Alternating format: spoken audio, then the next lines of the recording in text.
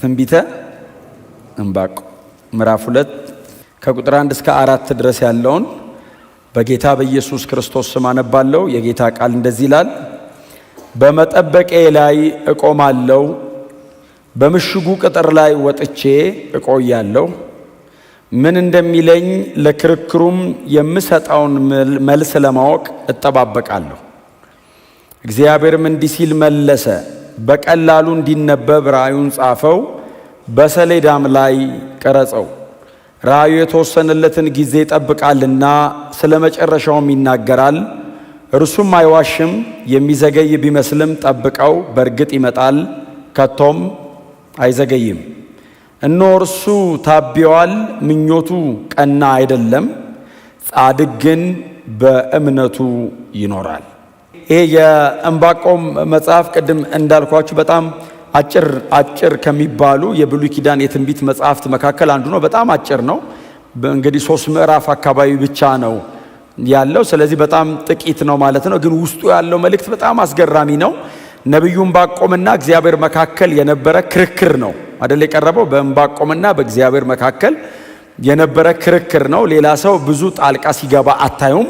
ዕንባቆም ያየው ነገር አለ፣ እግዚአብሔር ደግሞ ለዕንባቆም የሚለው ነገር አለ እና ዕንባቆም በዓይኑ የሚያየው ነገር ቀጥሎ እግዚአብሔር ደግሞ የሚናገረው ነገር አልጣጣምልህ ብሎት እዛ መሃል ነው ዕንባቆም ያለው። ይሄ ይታየኛል፣ አንተ ደግሞ ይሄንን ትላለህ፣ አንተ ደግሞ ጻድቅ ነህ፣ እንዴት ይሄንን ታደርጋለህ እያለ ዕንባቆምና እግዚአብሔር መካከል የተደረገ በጣም ከባድ ክርክር ነው። በእውነት ይሄ በጣም የተባረከ ነብይ ነው። በነቢዩ ኤርምያስ ዘመን ያገለገለ ነብይ ነው። በይሁዳ በሚባለው አካባቢ ወይንም ደቡብ እስራኤል አካባቢ ያገለገለ ነብይ ነው እና በነ ነብዩ ኤርምያስ ዘመን ነው ካልን 640 ዓመተ ዓለም ገደማ ነው የነበረው እንደማለት ነው እና ከልኪሶ ጦርነት ትንሽ ቀደም ብሎ አካባቢ የተነሳ የእግዚአብሔር አገልጋይ ነብይ እንደሆነ በጣም ብዙ ማስተዋል እንችላለን።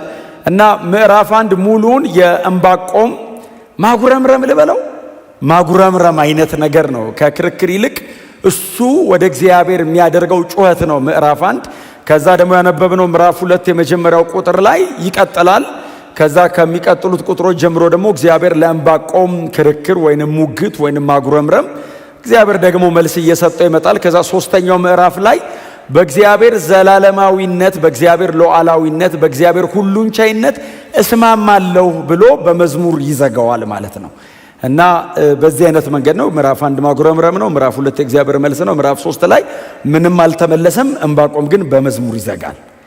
መልስ ይሄ የተገለጠ የሚዳሰስ የሚነካ በቃ እግዚአብሔር ነገሮችን ቀየረ አይደለም የሚለው አንተ ሉዓላዊ ነህ፣ በቃ አንተ አትሳሳትም፣ ምንም ነገር ብታደርግ እግዚአብሔር ልክ ነህ ብሎ ዕንባቆም ትንቢት መጽሐፉን ይዘጋል።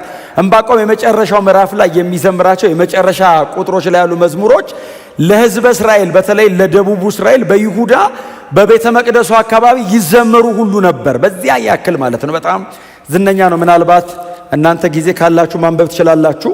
ምዕራፍ 3 ከቁጥር 17 ጀምሮ በጣም ክፍሉ ዝነኛ ነው። አይ ቲንክ መዝሙርም አለን መሰለኝ፣ እኛ ሁሉ እኮ እንዘምረዋለን። ምንም እንኳ በለስ ባታፈራ። አሁን እኔም ዜማ ብሰጠውን የለም መዝሙር አለ እንዴ? አለ። እኛ ሁሉ ዘምረነዋል። ዕንባቆም ዘምሮት በዛ ዘመን ተዘምሯል። ከዛ በኋላ ግን ደግሞ ለእስራኤል ስርዓት ሆኗል። አሁን ደግሞ በዚህ ዘመን ደግሞ ላለን ለኛ ሁሉ ምንም እንኳ በለስ ባታፈራ፣ እኔ በአዲሱ መደበኛ ትርጉም ላንብበው። የበለስ ዛፍ ባያፈራ፣ ከወይን ተክል ፍሬ ባይገኝ፣ የወይራ ዛፍ ፍሬ ባይሰጥ፣ እርሻዎችም ሰብል ባይሰጡ፣ የበጎች ጉሮኖ እንኳ ባዶም ቢቀር፣ ላሞችም በበረት ውስጥ ባይገኙ፣ እኔ ግን በእግዚአብሔር ደስ ይለኛል፣ በመድኃኒቴ አምላክ ሐሴት አደርጋለሁ። ጌታ እግዚአብሔር ኃይሌ ነው፣ እግሮቼን እንደ ዋላ እግሮች ያደርጋል፣ በከፍታዎችም ላይ ያስኬደኛል ብሎ ዘጋ።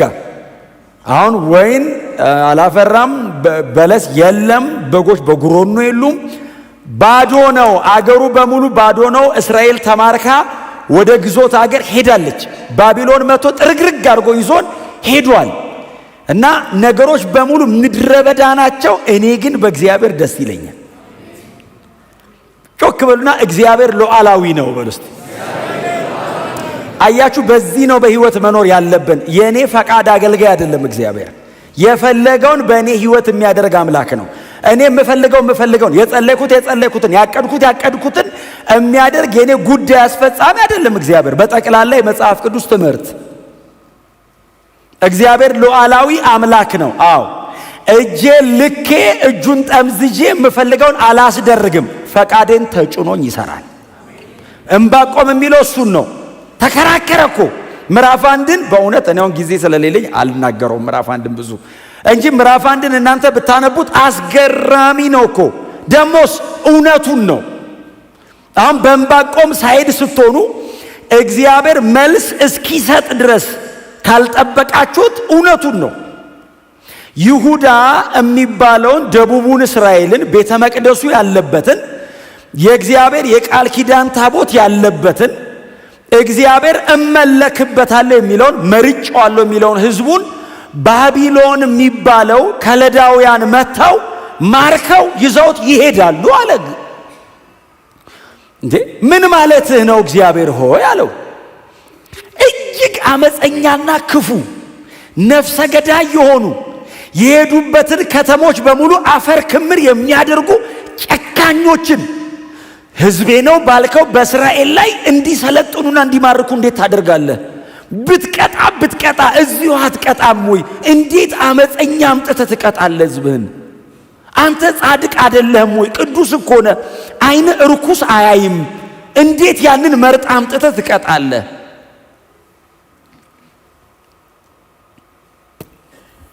እና ቁጥር 7 ላይ ምዕራፍ 1 ላይ ፍርዳቸውና ክብራቸው ከራሳቸው ይወጣል ይላል። ባቢሎናውያንን አንተን አያማክርህም አለው።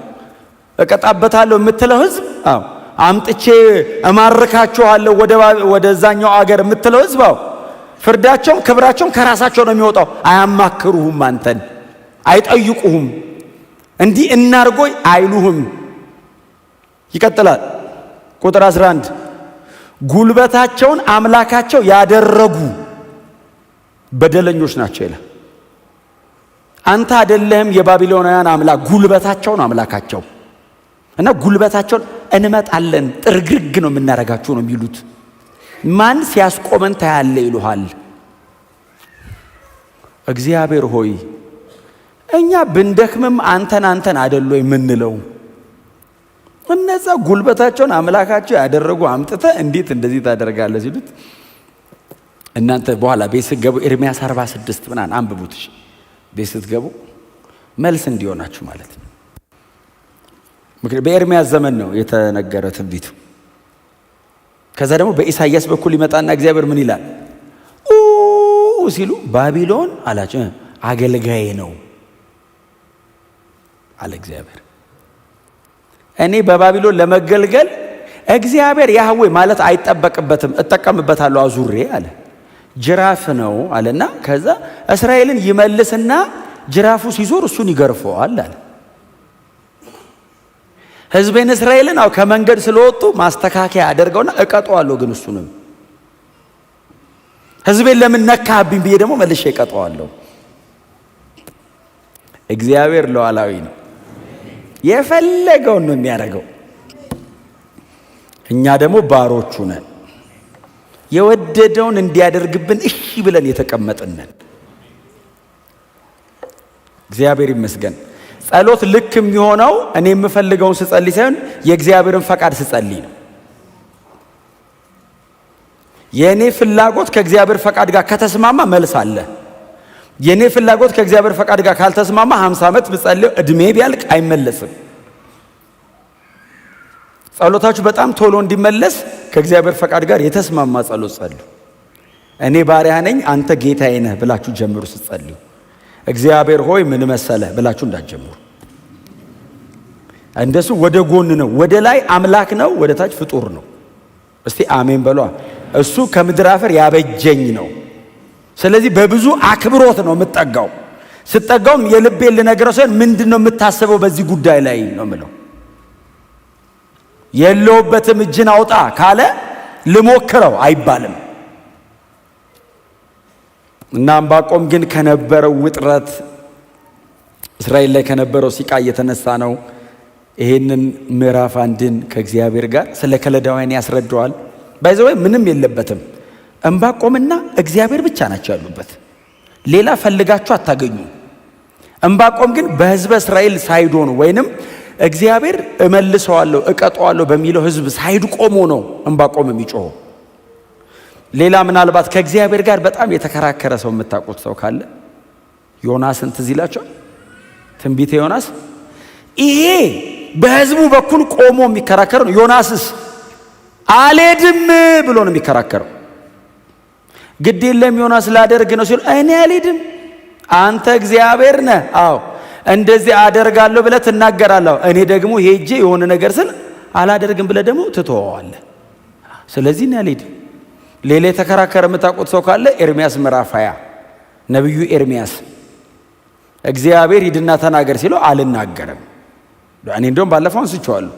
ተናገረው፣ አልናገርም። ለምን እንደውም አትናገረው? ጥፋት አለ በል ትለኛለህ አለ። አዎ እሺ ሄጄ ጥፋት አለ እላለሁ። አንተ ደግሞ ህዝቡ ተንበርክኮ ንስሐ ሲገባ ትመራቸዋለህ። ውሸታም አረከኛል። አንተ ትናገራለህ፣ አንተ ትመራለህ። ቀጥሎ ኤርምያስ ጥፋት ያለ ውሸቱ ነው ይባላል። አስዋሽተኛል። እንደውም እንደዚህ ይላል፣ አታለልከኝ እኔም ተታለልኩልህ። እውነቱን እኮ ነው፣ መንገዱ ነው። አሁን እናንተ እንዳትታዘቡት ኤርምያስን አሁን አዲስ አበባ ቁጭ ብላችሁ እንዳትታዘቡት። እጅግ አመፀኛ ህዝብ መካከል የእግዚአብሔር መልእክተኛ ነው። በእግዚአብሔር በኩል የቆመው እሱ ብቻውን ነው። ህዝቧ፣ ነገስታቶቿና ካህናቶቿ በሙሉ አመፀኛ ሆነዋል። እስራኤል ኤርምያስ ብቻ ነው በእግዚአብሔር በኩል የቆመው። ስለዚህ ሄዶ ሲናገር ብቻውን ነው። ቀጥሎስ ህዝቡ ድፍት ሲል ያንን አመፀኛ ህዝብ እግዚአብሔር ይቅር ብየዋለሁ ይላል። ኤርምያስ ውሸትህን ነው ይሉታል መጥተው። አልናገርም ስል እግዚአብሔርስ ሄደ ባትናገር ወየውልህ አይደለም የሚለው። እግዚአብሔርም ይላል መጥቶ ጥፋት በላለኝ። አልናገርም ብሎ በተቀመጠበት ተነስና ተናገር አይደለም ያለው። ዝም ብሎ ነው ጥፋት አለ ሂድ ተናገር ሲለው አልናገርም ያለው ሰውዬ ድምፁ አለ አጥንቴን በላይ ልቤን አነደደኝ፣ ተነስቼ ሄጄ ጥፋት አልኩ ይላል። እምቢ ያለው ሰውዬ ተነስቶ ሄዶ ጥፋት ራሱን ያገኘው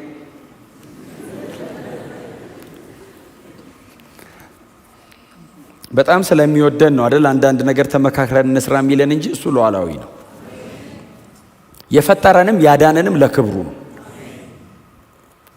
ሲፈጥረን ለክብሩ ነው፣ ሲያድነንም የጸጋው ክብር ይመሰገን ዘንድ ነው። ስለዚህ በዚህ ፕሮግራም ውስጥ ነው እግዚአብሔርን ማምለክም መከተልም ማገልገልም መገልገልም ያለብን። ስሙ የተባረከ ይሁን። ከዛ የምዕራፍ 1ን ጦርነት በቃ ጋብ ያደርጋል። ዕንባቆም አለ ውስጡ የተቀመጠውን ነገር በሙሉ አወጣና ከዛ ምዕራፍ 2 ላይ መጣ። ያነበብነው ማለት ነው። ምንድነው ብሎ የጀመረው ምዕራፍ 2 ላይ በመጠበቄ እቆማለሁ። ስለ ክርክሬም ነው የሚለው።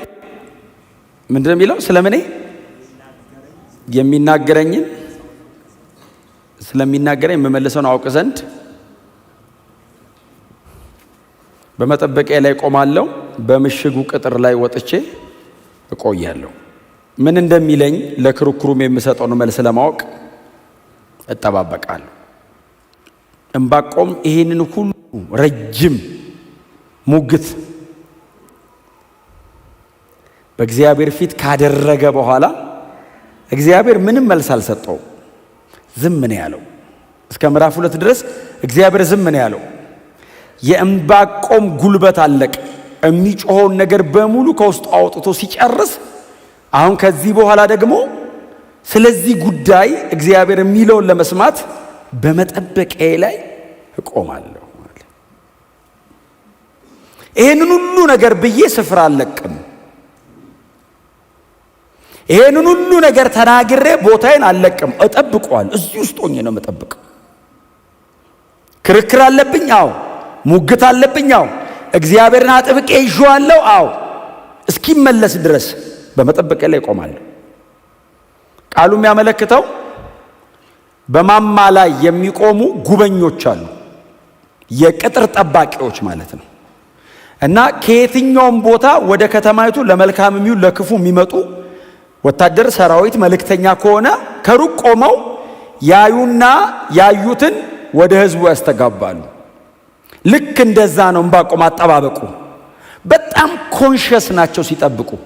በእነሱ ጥቂት ስህተት አገር ሊወድም ይችላል ከኋላ ያለው። እነሱ ምናልባት በጣም ዋችፉል ካልሆኑ፣ በጥንቃቄ ተመልካች ካልሆኑ በዛች በጥቂት ደቂቃ እንቅልፍ፣ በጥቂት ደቂቃ መዘናጋት፣ በጥቂት ደቂቃ የአቴንሽን መስበር ከጀርባቸው ያለ ብዙ ኔሽን ሊሞት ይችላል። ስለዚህ በጥንቃቄ ቆሞ ቅጥር ላይ ሆኖ እንደሚጠብቅ ጉበኛ በመጠበቂያ ላይ እቆማለሁ ይላል። እግዚአብሔር በየትኛው ሰዓት እንደሚመጣ አይታወቅም። በየትኛው ሰዓት መጥቶ እግዚአብሔር መፍትሄ እንደሚያደርግ አይታወቅም። ቆሜ ጠብቀዋለሁ። የምመለከተውን፣ የሚናገረኝን፣ የምሰማውን ነገር በሙሉ ለህዝቡ እናገራለሁ። እያጉረመረሙ ሊሆን ይችላል። ጻድቅ በኃጢአተኛ ሲገፋ እንዴት ዝም ትላለህ? የዕንባቆም ጮት ያው ህዝቡ ውስጥ ያለ ማጉረምረም ስለሆነ ጻድቅ በኃጢአተኛ እየተገፋ ነው።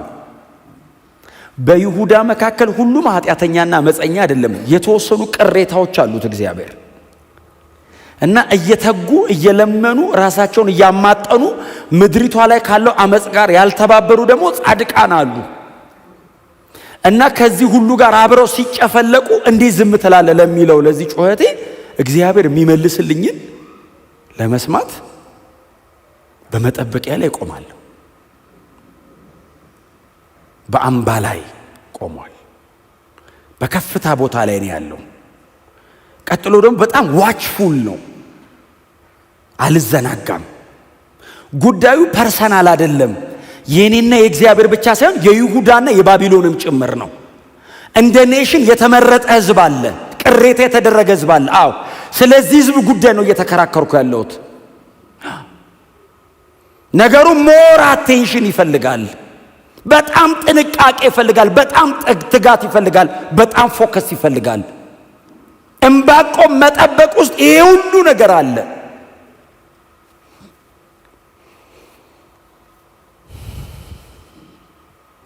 ድንገት ትዝ ያለውን ነገር አይደለም ዕንባቆም እየጮኸ ያለው፣ እየተኖረ ያለ ኑሮ ነው እየጮኸ ያለው።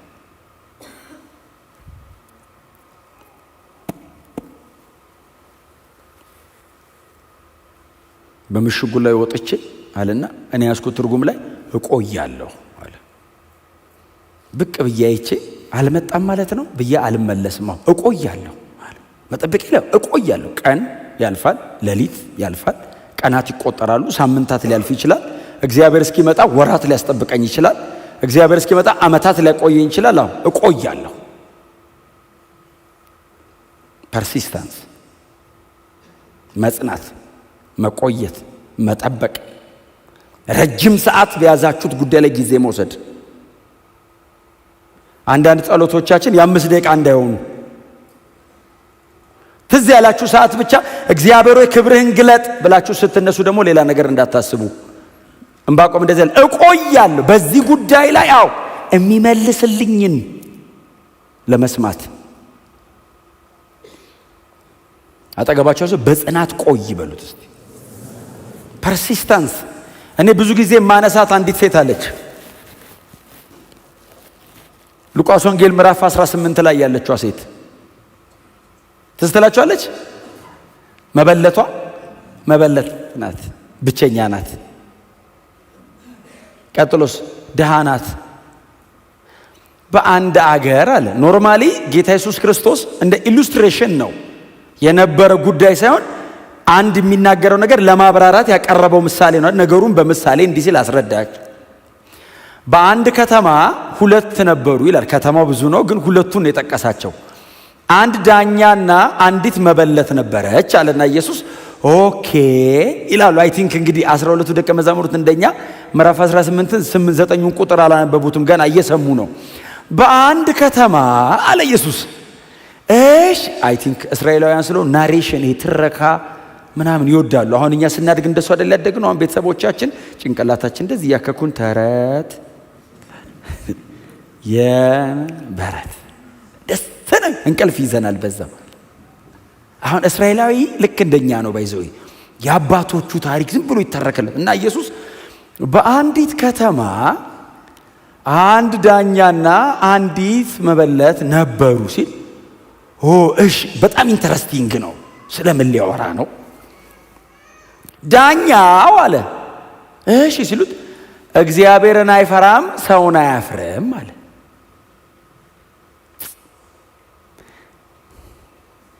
ዳኛ አስበዋል? እግዚአብሔርን ሳይፈራ ሰውን ሳያፍር ፍርዱ ምን አይነት ነው?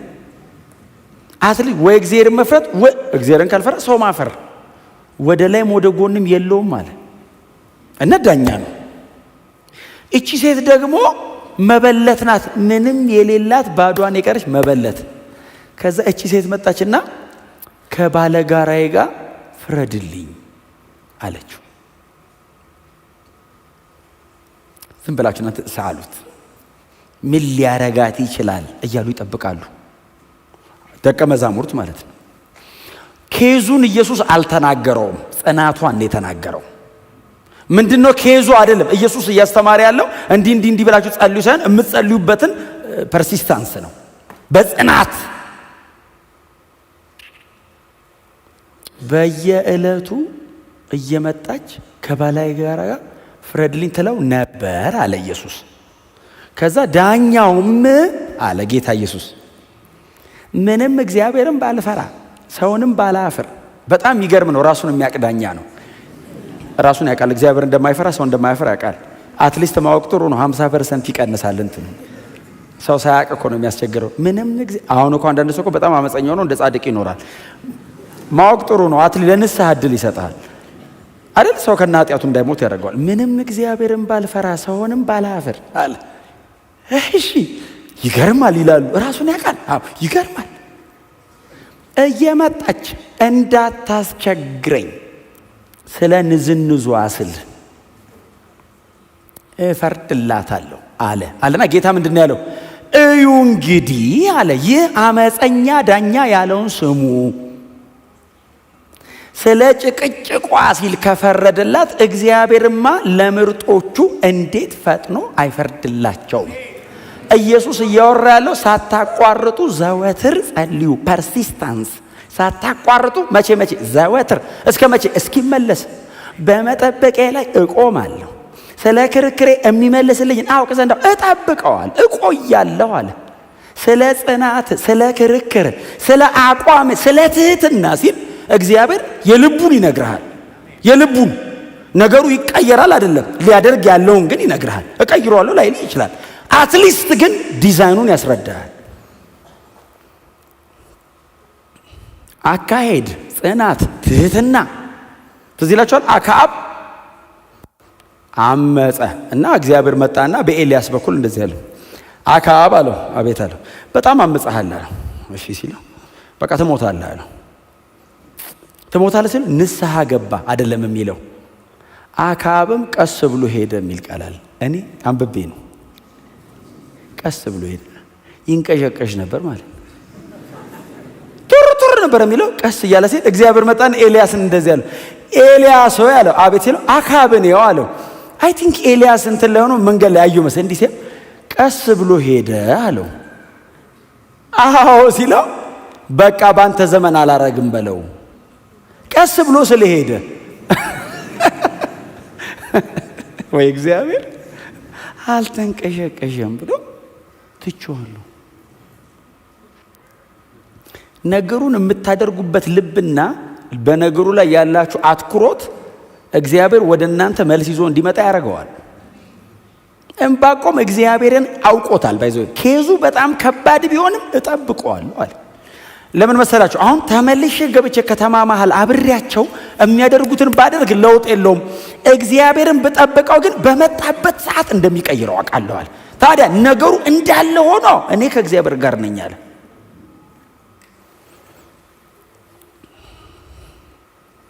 እቆያለሁ። መጠበቂያ ላይ ቆሚያ ቶሎ አልመለስ፣ እቆያለሁ። ሌላ የምታነቡት ክፍል ልስጣችሁ። መዝሙር 40 በቅንፍ 40 ቁጥር 1 ምን እንደሚለው ቆይቼ የሚል ቃል አንብባችኋል። ቆይቼ እግዚአብሔርን ደጅ ጠናሁት።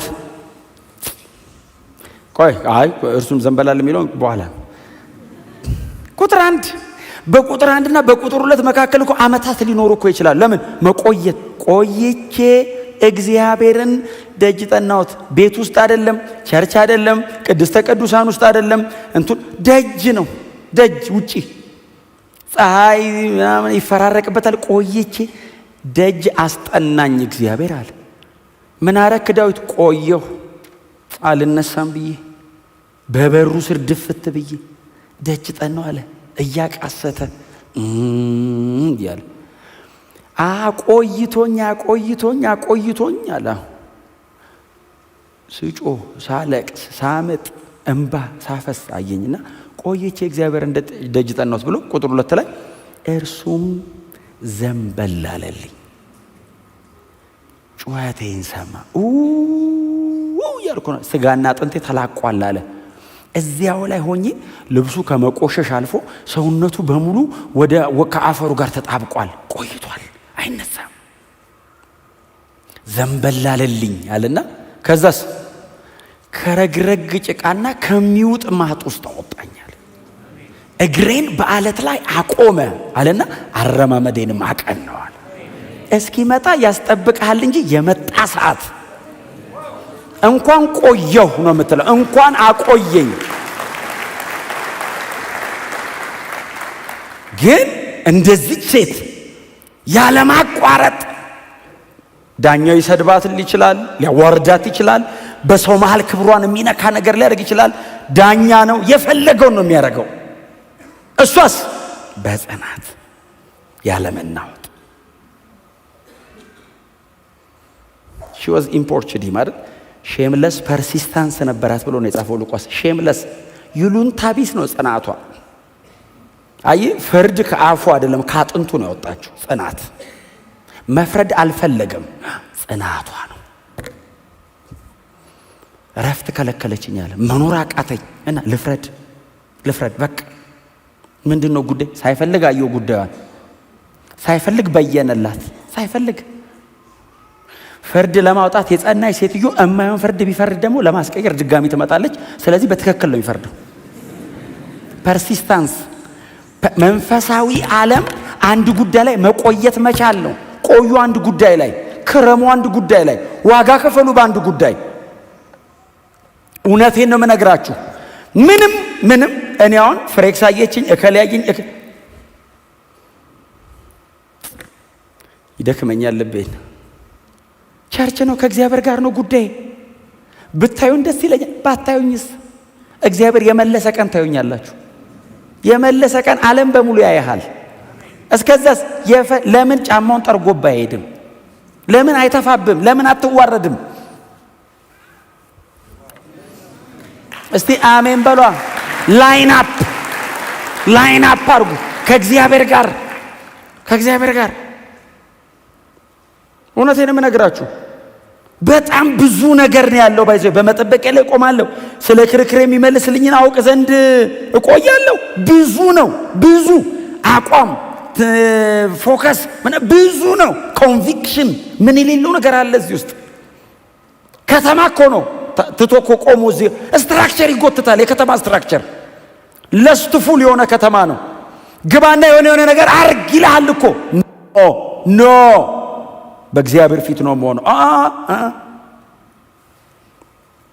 ምዕራፍ 2 ላይ ይሄንን ውሳኔ ባይወስን ኖሮ ትንቢተ ዕንባቆም የሚባል መጽሐፍ አናገኝም። ለምን? እግዚአብሔር አይመልስማ። እግዚአብሔር ሊመልስ ቢመጣም ሰውዬው የለማ። ቡክ አይኖረውም። ያጉረመረመ አንድ ሰውዬ ነበር የሚል ኤርምያስ 47 ላይ ገብቶ እናገኘዋለን። ለብቻው መጽሐፍ ይዞ ይወጣም። ኤርምያስ ትንቢቱ ተጠቅልሎ ያልፋል። አንድ ዕንባቆም የሚል ሰውዬ ነበር የሚል እናነብ ይሆናል። እንደዚህ አይነት ግን የኛን ልብ ጎትቶ የሚያሳርፍ ክርክር የሌለበት ሰው የለም። እርግጠኛ ነኝ በዚህ ዘመን የመጨረሻው ዘመን ነው። ጻድቅ እየተገፋ ኃጢአተኛ የሚበረታበት ዘመን ነው። ምንም ጥርጥር የለውም። ከእግዚአብሔር ጋር መወገን እንደ አመጽ ሊቆጠር ይችላል። በጽድቅ መኖር አሁን በጣም የድሮ ሊመስል ይችላል። ቸርች ውስጥ በእግዚአብሔር ሳይድ መቆም፣ እንስቲ እንጸልይ ማለት አንድ ሰው ምን ብሎኛል? ምሽግ እኮ የፈሪ ነው አለ። እውነቱን ነው። ስለማንችል ለምን ጸልዩ? እንዲያግዘን አይደል ምን ጸልዩ? ምሽግ የፈሪ ነው አለ። እንግዲህ ያው ቀያፋም ሳያውቀው ትንቢት ተናገረ የሚል አንድ ጥቅስ አለ።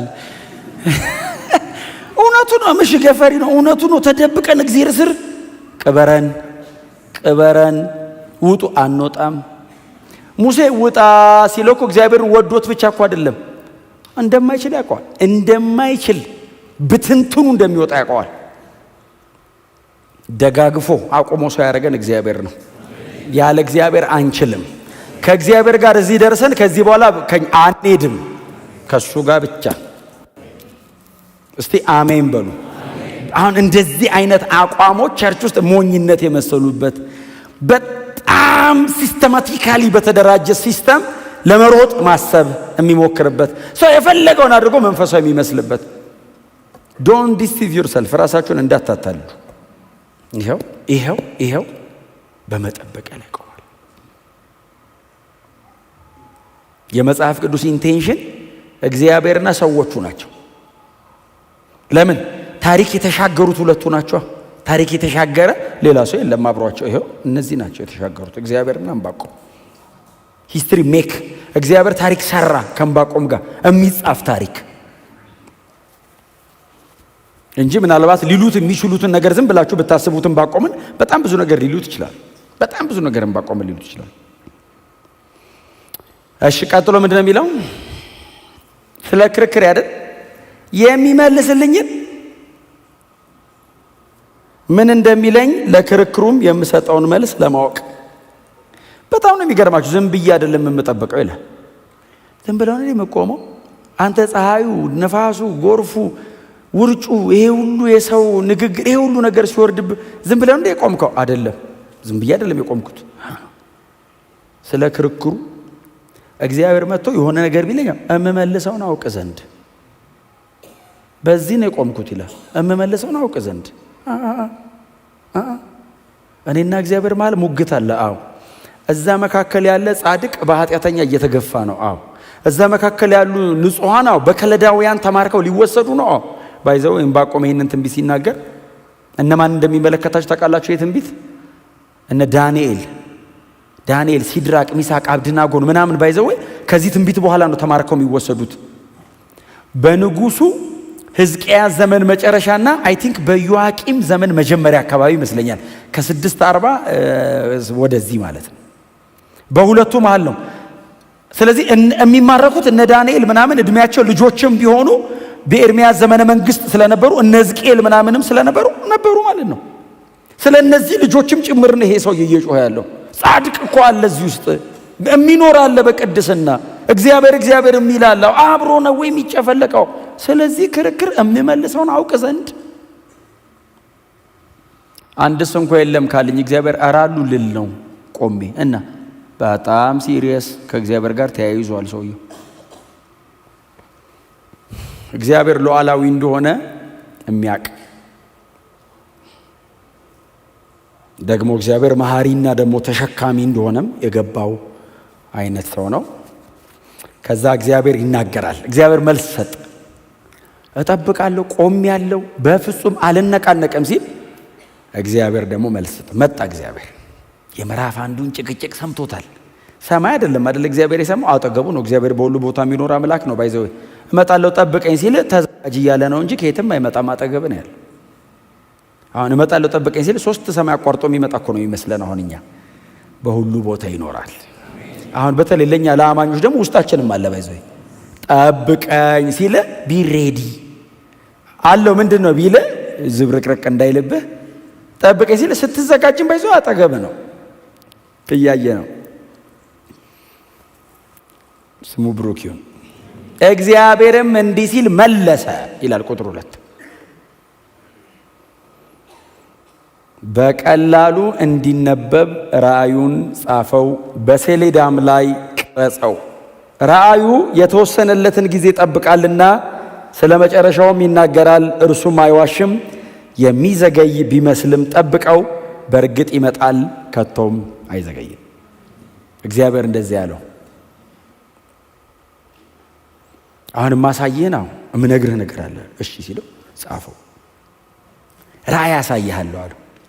ምናልባት የነቢያት መጽሐፍት ላይ ከኢሳይያስ ምዕራፍ 1 ቁጥር 1 ጀምራችሁ ዝም ብላችሁ የነቢያት መጽሐፍ መግቢያውን የምታዩ ከሆነ እግዚአብሔር ለኢሳይያስ ያሳየው ራእይ፣ እግዚአብሔር ለዕንባቆም የገለጠው ራእይ፣ እግዚአብሔር ለእንትና የሰጠው ሸክም፣ እግዚአብሔር የሚናገራቸውና የሚያሳያቸው ነገሮች ናቸው እነዚህና እኔ አሁን ላሳየህ ነው ራእይ አለው። ስለተከራከርክበት ስለዚህ ስለሙግት እምነግርህ ነገር አለ አለው። ታዲያ ሲለው በቀላሉ ጻፈው አለው፣ እንዲነበብ አድርገህ። ለምን አንተ ስትመለከትና ስትጽፈው ይሄንን ደግሞ ሰምቶ ሮጦ ፈጥኖ ሄዶ ደግሞ የሚያስተጋባና የሚናገራለው ለመናገር እንዳያስቸግር ህዝቡ እንዲዘጋጅ እምነግርህን ነገር በጣም በቀላሉ ጻፈው አለው። እሺ አለው። ከዛ እግዚአብሔር ምን ይለዋል? ምናልባት እናንተ ግር እንዳይላችሁ ቁጥር 3 ስታነቡት ግር እንዳይላችሁ፣ ራእዩ የተወሰነለትን ጊዜ ይጠብቃል፣ ስለ መጨረሻውም ይናገራል፣ እርሱም አይዋሽም ይላል። እግዚአብሔር ምን እያለው መሰላችሁ? ለዕንባቆም ባቢሎን መምጣቱ አይቀርም። እግዚአብሔር ወይ ባቢሎን መጥቶ ሊጨርሰን ሲል ባቢሎን መምጣቱ አይቀርም አለ። ታዲያ ሲል ግን ባቢሎን ደግሞ መጨረሻ አለው። ዕንባቆም ይሄንን ራእይ ካየበት ከ66 ዓመት በኋላ ባቢሎን ወድቋል እና መጨረሻ አለው። አይመስልም የሚወድቅ አይመስልም። ሕዝቤን እስራኤልን ባሪያ አድርጎ ይዞ ለዘላለም የሚገዛ ነው የሚመስል። እነ ናቡከደነጾርና አንደኛው ስሙ ጠፋኝ አብሮት የመጣው ጦርነት የሚመራ አለ ሌላ ናቡላሳር ናቡከደነጾርና እነ ናቡላሳር ናቸው። ናቡ የጣዖታቶቻቸው ስም ነውና አሁን እኛ ኤል የሚላሉ አይደል የብዙዎቻችን ስም። አሁን ኤልያስ አሁን ኢትዮጵያዊ ስም የሌለው ሰው ኤል እግዚአብሔር ነው። ኤልያስ ከተባለ እግዚአብሔር አምላክ ነው እንደማለት ነው። እና ናቡ የሚሉ አሏቸው ነገስታቶቻቸው። ናቡ የሚባለው አምላክ ነው፣ ጣዖት ነው። እና ናቡከደነጾርና ናቡላሳር የሚወድቁ አይመስሉም። ምክንያቱም የባቢሎን ስርወ መንግስት ማለት ዓለማችን ላይ ከተነሱና ከተገነቡ ስርወ መንግስቶች መካከል እጅግ ጠንካራና ከባዱ ነው። በጦርነት ብቻ ሳይሆን በእውቀትም በነበሩበት ዘመን በነበራቸው ምናልባትም ደግሞ የአስትሮኖሚ የፊዚክስ በጣም የተደራጀ ነው። ናቡከደነጾር የሚገዛውን ባቢሎንን ድል ለማድረግ ስትሄድ 3 ቅጥር አለው አገሩ። አንዱ ቅጥር ብቻ 90 ሜትር ነው ቁመቱ። እላዩ ላይ በስነ ስርዓት 2 ሰረገላ ያሳልፋል። አንዱ ብቻ 90 ሜትር ነው። 3 እንደሱ አይነት አለ። ቀጥሎ እጅግ በጣም የታጠቀ ወታደር አለው። ምናልባት ይሄንን ደግሞ በጦርነት ድል አደርጋለሁ ብለህ የምታስብ ከሆነ ደግሞ የተጸለየ ጸሎት 21 ቀን የሚያዘገይ የፋርስ አለቃ መንፈስ አለ። ሰማይ ናስ ምድር ብረት ነው፣ አይወድቅም። እግዚአብሔር መጣና እንደዚህ አለው፣ መጨረሻ አለው፣ ከ66 ዓመት በኋላ ይወድቃል። ጻፈው አለው። ክብር ለኢየሱስ ይሁን። እርሱ አይዘገይም አለው። እርሱ አይዘገይም ማለት ብዙ ጊዜኛ ስንጠቅስ የምንጠቅሰው ምንድነው? እግዚአብሔር በሰዓቱ ይመጣል ለማለት ነው። ብዙ ጊዜ የምንጠቅሰው ትክክል ነው። እግዚአብሔር በሰዓቱ ይመጣል። ክፍሉ ግን የሚለው እኔ በቀጠርኩለት ጊዜ ይወድቃል ማለት ነው። እርሱ አይዘገይም ማለት ብያለው እጥለዋለሁ ነው።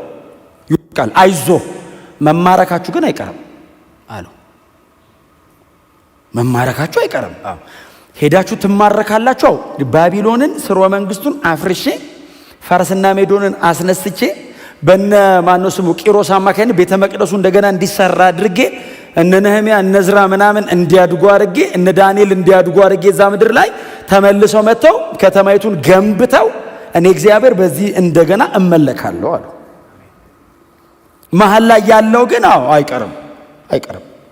ጻድቃኑስ አሉ። ጻድቃኑስ ሲሉ ጻድቅ በእምነት በህይወት ይኖራል አለው እግዚአብሔር። ጻድቃኑስ ሲሉት ጻድቅ በእምነቷ የሚኖረው ይመኑኛ አገር ሲጠፋ አብረው አይጠፉም፣ በእምነት ይኖራል። ከመሃል ጻድቃንን አወጣለሁ አለ እግዚአብሔር፣ አተርፋለሁ። ጎናቸውን ሰው ጻድቅ በእምነቱ በሕይወት ይኖራል በሉት። እንዴ በጽድቅ የሚኖረውስ በቅድስና የሚኖረውስ አብሮ ሊጨፈለቅ ነው አይደለም? አገር በሙሉ ቢያልቃው ጻድቅ በሕይወት ይኖራል። እንዴት?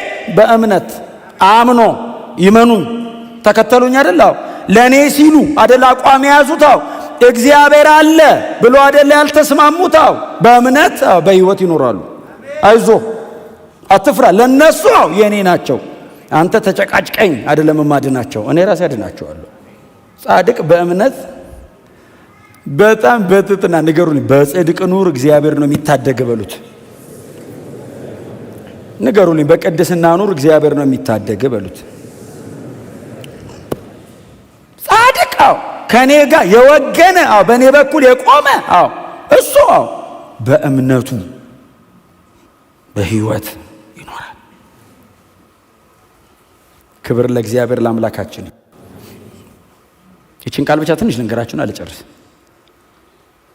ይሄ ቃል አዲስ ኪዳን ላይ ተሻግሮ የመጣ ጥቅስ ነው። ይሄንን ቃል መጀመሪያ ጊዜ ይሄን ቃል ያነበብነው ዕንባቆም ላይ ነው። በዚህ ዕንባቆም ምዕራፍ 2 ቁጥር 4 ላይ ነው። አንድ የመጽሐፍ ቅዱስ ክፍል እስቲ ላስነብባችሁ። ሮሜ 1:17 ጻድቅ በእምነት ይኖራል ተብሎ እንደተጻፈ ብሎ ጳውሎስ ከዕንባቆም መጽሐፍ ወሰደ። ተብሎ እንደተጻፈ ያለው ዕንባቆም የጻፈው ነው። ጻድቅ በእምነት ይኖራል ተብሎ እንደተጻፈ አለ ወንድማችን ሐዋርያው ቅዱስ ጳውሎስ። የቃሉ ባለቤት እግዚአብሔር ነው፣ ጸሐፊው ዕንባቆም ነው። እንደገና እንደ ሪፈረንስ የተጠቀመው አንዱ ጳውሎስ። ተናጋሪ እግዚአብሔር ነው። ዕንባቆም የገባው አይደለም፣ እግዚአብሔር የተናገረው ነው። ጻድቅ በእምነት ነው የሚኖረው አለው ሲለው ዕንባቆም ጻድቅ በእምነቱ ይኖራል አለ። ጳውሎስ መጣ፣ ጻድቅ በእምነት ይኖራል ተብሎ እንደተጻፈ አለ። በሕግ ጽድቅ አይገኝም የሚለውን ትምህርት ለማስተማር በክርስቶስ ኢየሱስ የመስቀል ሥራ በወንጌል በማመን ብቻ ነው የሚዳነው የሚለውን ለማስተማር ጳውሎስ ጻድቅ በምን ይኖራል ሲሉት አዲስ ኪዳን ላይ በእምነት ነው ተብሎ እኮ ተጽፏል። እግዚአብሔር ድሮም ዘንድሮም ሰዎችን የሚያድነው በእምነት ነው። ድሮ ናሽናል ይሄ ብሔራዊ ከሆነ መከራ፣ አሁን ከዘላለም ጥፋት እግዚአብሔር የሚያድነው ሰውን ጻድቅ በእምነት ነው የሚኖረው። በክርስቶስ ኢየሱስ የመስቀል ሥራ አምኖ ነው ሰው የሚድነው የሚተርፈው። ገላትያ ምዕራፍ 3 ላይ ሄዱ እስቲ። ጻድቅ በእምነት ይኖራል ስለተባለ ማንም በእግዚአብሔር ፊት በሕግ እንደማይጸድቅ ግልጽ ነው። ጻድቅ በእምነት ይኖራል ተብሎ እንደተጻፈ ማንም በእግዚአብሔር ፊት በሕግ እንደማይጸድቅ ግልጽ ነው። ሰው በልፋቱ በትግሉ በጦረኝነቱ በአቅሙ በጉልበቱ አይድንም። የኔ በሚለው አይቻልም። ጻድቅ በእምነት ነው የሚኖረው ተብሎ እንደተጻፈ ማንም በእግዚአብሔር ፊት በክርስቶስ ኢየሱስ በኩል ካልሆነ በቀር ብቁ ነው ተብሎ ሊድን አይችልም። ሰው ከብሔራዊ ችግሩ በእምነቱ ከዳነ ከዘላለም ጥፋት በሌላ መንገድ አይዳንም። እንደ አገር ከመጣባቸው ጉዳት የተረፉት ባይዘወይ ተዋግተው አይደለም፣ አምነው ነው። አምነው በሕይወት ትኖራላችሁ አለ እግዚአብሔር። የዘላለሙማ መንፈሳዊ ነው። ከእግዚአብሔር ውጭ መዳኛ መንገድ የለውም። ስለዚህ እስራኤላውያን ብድግ አሉና እኛ በሕግ ሥራ ነው ምንድነው? ጳውሎስ መጣና ተብሎ ተጽፏል፣ ጻድቅ በእምነት ነው የሚኖረው። ስለዚህ ማንም ሰው በእግዚአብሔር ፊት መቆም የሚችል ከሆነ የሚቆመው በክርስቶስ ኢየሱስ በኩል የተሰራውን በማመን ብቻ። አንድ ጥቅስ ብቻ ላስነብባችሁና ልጨርስ። ኤፌሶን ላይ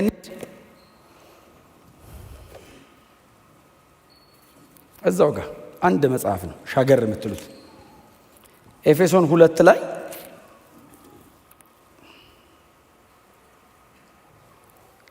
በእምነት በጸጋ ድናችኋልና ይህም የእግዚአብሔር ስጦታ እንጂ ከእናንተ አይደለም። አለቅ።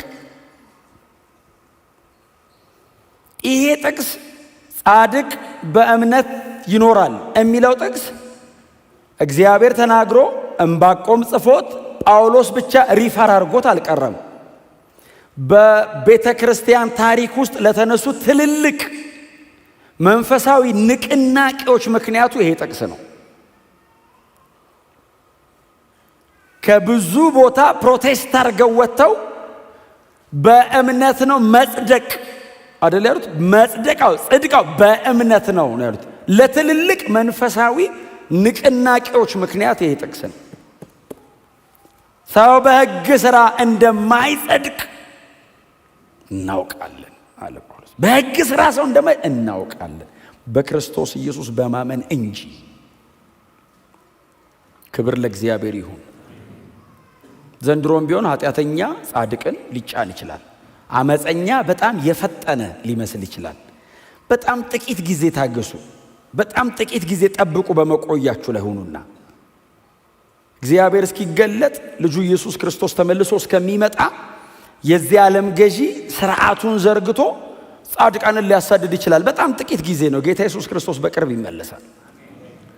አሁን ከሆነ ቦታ መጥቶ የሚያድነን የሆነ አካል አንጠብቅም። ኢየሱስ ከሰማይ ይመጣል። ወደ ሀገራችን እንሄዳለን። ጻድቅ በእምነት በሕይወት ይኖራል። ለዘላለም ከጌታ ጋር የምንኖርበት መንገዱ ይሄ ብቻ ነው።